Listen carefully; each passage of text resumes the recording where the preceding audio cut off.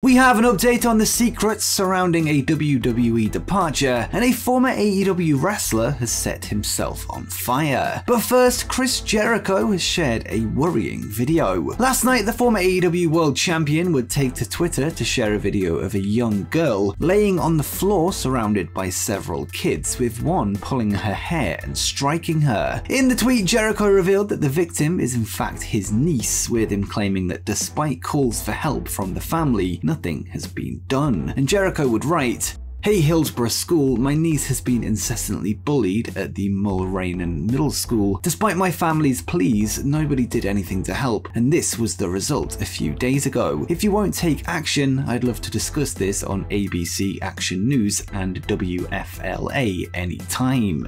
An employee of the company that owns the WFLA news channel, which is a Tampa, Florida-based station, has since offered to help Jericho get in touch with the network to spread the word, an offer that was accepted. It's currently unknown if there has been any response internally within the school, although hopefully the exposure Jericho can bring to the situation can help stamp it out. Next up, Jon Moxley is set for a major reunion. On July 9th, Pro Wrestling Revolver will host the Cage of Horrors event live from Clive, Iowa, which will see a huge tag team match take place. Moxley will link up with his former tag team partner Sami Callihan as the Switchblade Conspiracy reunite to take on another popular tag team. The duo will take on the American Wolves, Davey Richards and Eddie Edwards, perhaps best known for their run in TNA between the years of 2007 and 2016. This will be the first time that Callihan and Moxley have teamed up since February 2011, shortly before Moxley went on to become Dean Ambrose in WWE. The Switchblade Conspiracy have won gold in promotions such as CZW, WXW and Jersey Pro, with them being active from 2009 to 2011. The reunion has been teased ever since Moxley's exit from WWE in early 2019, although various factors prevented it from happening until now. Wrestling Revolver Cage of Horrors will take place on July 9th from the Horizon Events Center in Clive, Iowa, and will be available using our Fight affiliate link if you fancy checking out the Switchblade reunion. Next, let's go to an update on the Sasha Banks-Naomi controversy. Last week, the WWE Women's Tag Team Champions would walk out of Monday Night Raw following a disagreement with management. In an update provided by WrestleVote, things are only going to get worse for the duo, noting that higher-ups within WWE are far from pleased, and they would tweet, "After talking to a few people, I gather this Sasha-Naomi situation is going to get worse before it gets any better. While the majority of the support online is in their favor, is quite the opposite with management." Whilst fans and wrestlers are mostly on Banks and Naomi's side, it seems that those within a position of power are far from pleased. Over the weekend, merchandise for both wrestlers were pulled from WWE's shop, with them also being removed from the Now, Then and Forever intro that is shown before all WWE shows. On top of this, they have been stripped of their women's tag titles, with WWE announcing a tournament to crown new champions, with commentator Michael Cole being instructed to bury the team on screen during the announcement. The future of the now suspended wrestlers are very much up in the air at this point, with many anticipating their permanent exit in the coming weeks or months.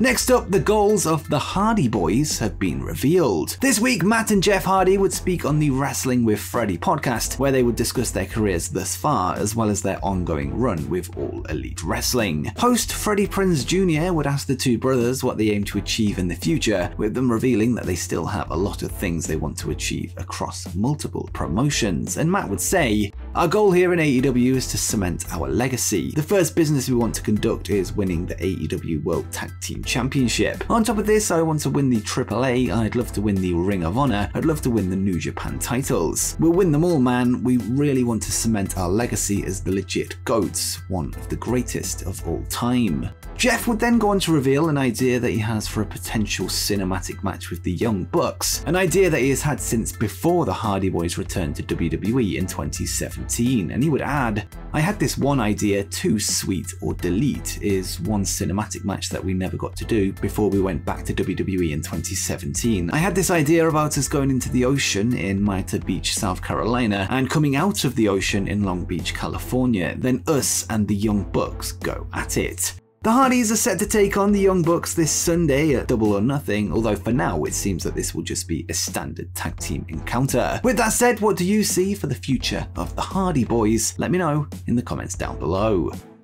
Now let's go to some more AEW news, as several members of the roster are looking to head to New Japan Pro Wrestling. Since the beginning of the pandemic, there has been a limited amount of American-based talent heading to New Japan due to restrictions on travel within the country of Japan. However, now that the world has opened up once again, it looks like we could start seeing a whole bunch of American talent traveling across the Pacific Ocean, as well as vice versa. According to Fightful Select, there is a quote logjam of wrestlers, including many from AEW, looking to head to NJPW in the near future, many of which who will be making their debuts for the promotion. Over the past 2 years, talents have been told that New Japan won't be booking American-based talent on Japanese shows, including those who were signed with the company, with them being told to hang tight until things open back up. New Japan are now said to be working on visas for a number of wrestlers, which means we could be seeing some interesting names pop up in the company in the next weeks or months. There is also said to be several free agents that had hoped to sign, which now can. But which American-based talent do you want to see head to New Japan Pro Wrestling first? Let me know in the comments down below.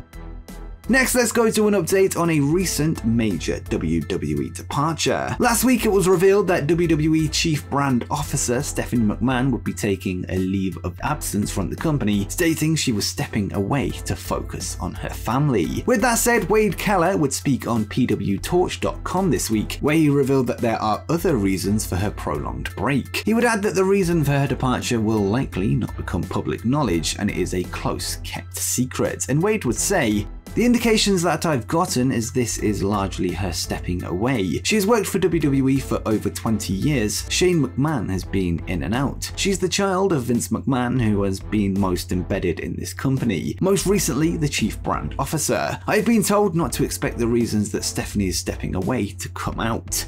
But the implication is there are reasons, so this isn't going to be a public scandal, but it's something. That's about as much as I think I can say right now based on the indications I've gotten from talking to people who know or know Stephanie and Hunter, or know people who know them, and yet they are giving me indications of things." Keller would go on to speculate that the issue could be related to the recent handling of NXT, which was previously led by Stephanie's husband Triple H. A huge restructuring would then take place during his recent absence due to health issues, with the NXT we once knew now being completely different. And Wade would add, "Whatever is going on sounds like it's just very private, and I have not been given any indications of what that is, and so it's a private and personal matter. It could have to do with Vince McMahon or Shane McMahon or Triple H. It also could have to do with something completely different within the family or something completely different going on. I just can say that I'm pretty sure it will not get out, at least not imminently, and it's probably not going to be something that's like making headlines or anything like that."